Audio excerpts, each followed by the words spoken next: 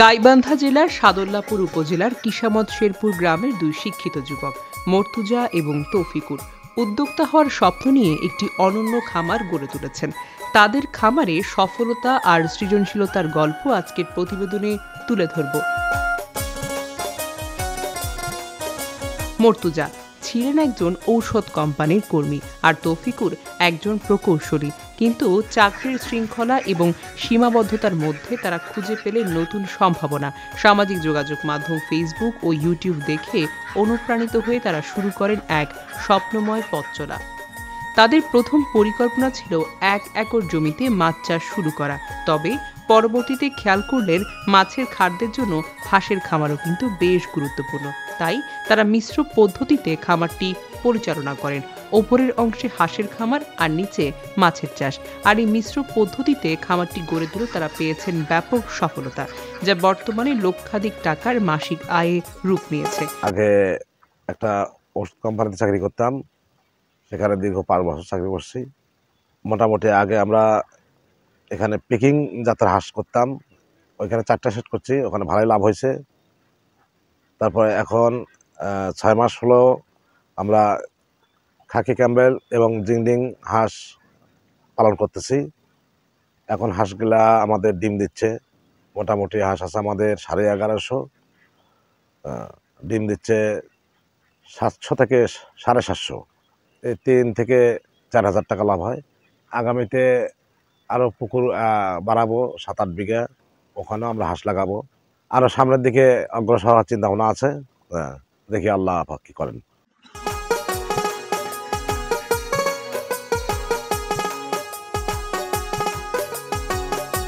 বর্তমানে তাদের খামারে আছে 1200টি খাকি ক্যাম্বল হাঁসের জাত এবং এর থেকে 700 থেকে 750টি হাঁসের ডিম দেয়, যা থেকে সকল খরচ বাবদ দিয়ে দৈনিক আয় হয় 3500 থেকে 4000 টাকা।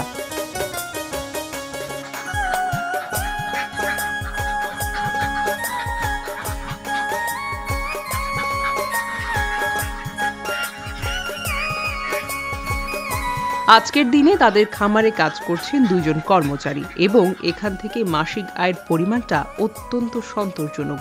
প্রায় 1 বছরের মতো 1200। খামারে কি তাতে লাভবান? হ্যাঁ, অবশ্যই। মর্তুজা আর তৌফিকুর এখন আগামী দিনের দিকে তাকিয়ে আছেন। তাদের পরিকল্পনা 2 থেকে 3 একর জমি নিয়ে খামারের পরিধি বাড়িয়ে স্থানীয় যুবকদের জন্য কর্মসংস্থান সৃষ্টি করা। মর্তুজা ও তৌফিকুরের সফলতা শুধু তাদের জন্যই নয়, দেশের শিক্ষিত বেকার তরুণদের জন্য একটি বড় উদাহরণ। আজকের এই সফল উদ্যোক্তারা জানান, স্বপ্ন দেখতে কখনো দেরি করতে হয় না, শুধু প্রয়োজন পরিকল্পনা আর দৃঢ়তা। আমি তো আসলে প্রকৌশলী। ঢাকায় দীর্ঘ 22 বছর প্রাইভেট জব বিভিন্ন কোম্পানিতে করার পরে উদ্যোক্তা হওয়ার স্বপ্ন নিয়ে এখানে আসি। এসে পুকুর করি।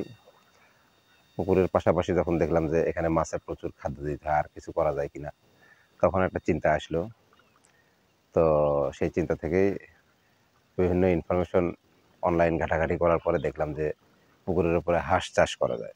নতুন জাতের একটা হাঁস, পেকিং স্টার 13 নামের একটা হাঁস, সেটা আমরা এখানে পালন শুরু করলাম। শুরু করার পরে 4টা সেট করার পরে, তো গরমের সময় এই হাঁসটা নিয়ে একটু সমস্যা হয়, তো এটার মাংসের চাহিদা মানে কমে যায় আর কি গরমের সময়।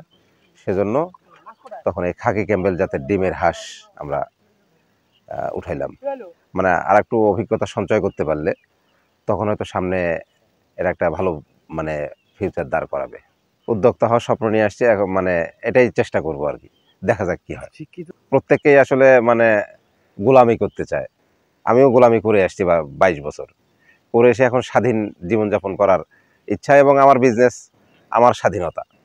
তরুণরা আসতে পারে, তারা এসে যদি আমাদের সহযোগিতা চায়, পরামর্শ চায়, আমরা দেবো। আমরা যতটুকু শিখছি তো করতে পারে।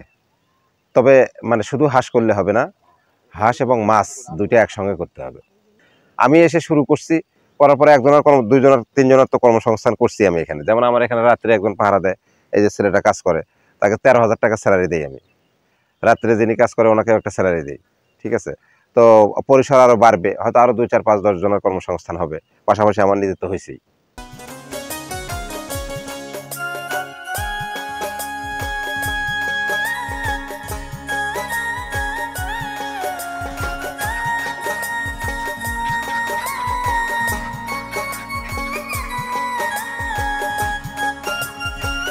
আজকের প্রতিবেদন এতটুকুই। ধন্যবাদ আমাদের সাথে থাকার জন্য। উদ্যম এবং উদ্যোগের এই গল্প আমাদেরকে নতুন পথ দেখাচ্ছে।